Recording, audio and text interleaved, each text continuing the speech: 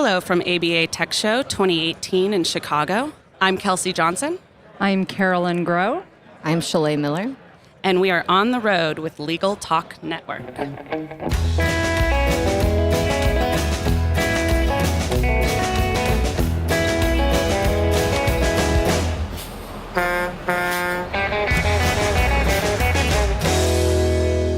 And we're back.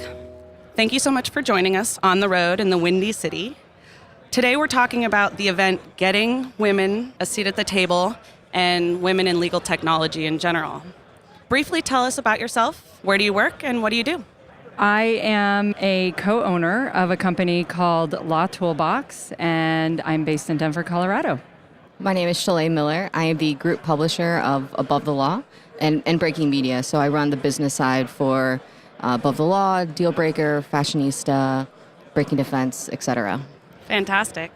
So we had this event last night that was all about women in leadership roles in technology and in the law. Can you tell me a little bit about it? Sure, I'll let you start. Sure. One of my idols is Cindy Gallup, and she does really, really great presentations on supporting women in like the advertising industry. And so she had a tweet today for International Women's Day that said, "Don't empower women, hire women." So it's sort of like cutting out the BS and the hype around, these cheap and cheerful like women's initiatives and getting straight to the point of like, let's connect like the doers in the business and let them buy from each other, let them promote each other. And that's sort of the point of what we were trying to do last night. Absolutely. Hsiaolei and I were at an event recently, and we looked around the agenda to see where was an opportunity for women to get together and like know who they are and have an opportunity to consider doing business together and network. And we decided that for ABA Tech Show, what better place to bring women in legal tech together than at a show like this. So we were super excited to pull that off and had a great showing last night. Fantastic. So you're telling me a little bit about the 10, 20, 30 stat going on. Can you explain that a little bit more for me? Yeah, so there's actually an article today on Above the Law that said that there's more women law students than there's ever been before. There's about 56,000. So that's 53,000 for male law students. So we've actually had the majority of law schools for 3 years now. But if you look at the leadership side, 10% of corporate boards are women, 20% of law firm partners are women, and 30% of judges are women. So, even though we're definitely coming somewhere, like we're filling law schools, we're the first ones out, there's still a gigantic gap between, the actual associates becoming partners and taking on, more work and more leadership, which, there's 1,000 reasons for that. But, those are the numbers, and it's frustrating for some. Yeah, certainly. And I can talk a little bit about some other types of statistics related to just women in technology. There are 18% of women doing computer science majors, or 18% of the computer science are women, which I think is pretty significant. 11% of the technical roles in private venture-held type companies are led by women, and only 7% are fully owned by women. And so when we think about that and we think about the future of technology, we don't see women in that role. And the way our world is changing, we really need to get women at a seat at the table to shape and form, how our world plays out as things change. So right, because women are having legal issues and women are using technology. And so why aren't they a part of the law and creating that technology that's being used? Exactly. And I think it really comes down to starting early. So I'm part of a group called Voices for Innovation. It's 95,000 folks are involved in it, advocating for bringing more STEM education. One of the main topics that I'm heavily invested in is getting computer science into the hands of elementary school kids.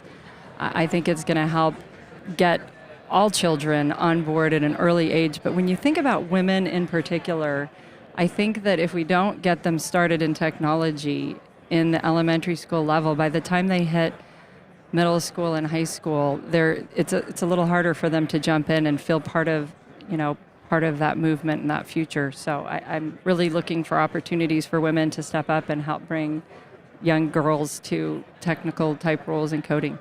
And drawing that connection, especially for, I think, female lawyers who are trying to get ahead and trying to, take leadership roles in their firms, a lot of their path is actually to leave large firms where it's a nice safety net and buckets of money to start their own shop. And they have to do that. Like, for them to get ahead, they have to be tech enabled. And that's actually why we think that there's more of a connection here, and why we're not just, saying law and tech, because this is actually how women can get ahead, especially if they're starting their own shops or if they're going into boutique firms, because that's how they're able to compete with large law. Yeah, absolutely. What else do you think that women could be doing, just to enable each other, or what men could be doing in these law firms to bring women into these leadership roles? I think women need to step forward and lean forward into opportunities. I think that there's a lot to say for just believing in your value and really not stepping back, assert yourself. And I think that by embracing technology, I think there's a lot of power and opportunity when you're part of the future. I agree. And, Carolyn's the one that's, actually boots on the ground supporting and teaching kids to get involved. From where I sit as a media publisher, we're all about holding institutions accountable. That's got to be the thing that keeps, that's what men need to do. That's what women need to do. We need to hold our institutions accountable. So we actually had our first Me Too story published yesterday where a partner at MoFo was let go because they did an internal investigation against sexual harassment. So he was fired, and a new firm hired him 2 months later. And the new firm, we don't know what kind of investigation they were able to do. And this is one of those things where it's not like you publicly announce that this guy was let go for sexual harassment. So we reached out to the new firm, and within a day between us reaching out and then us publishing, that partner had resigned.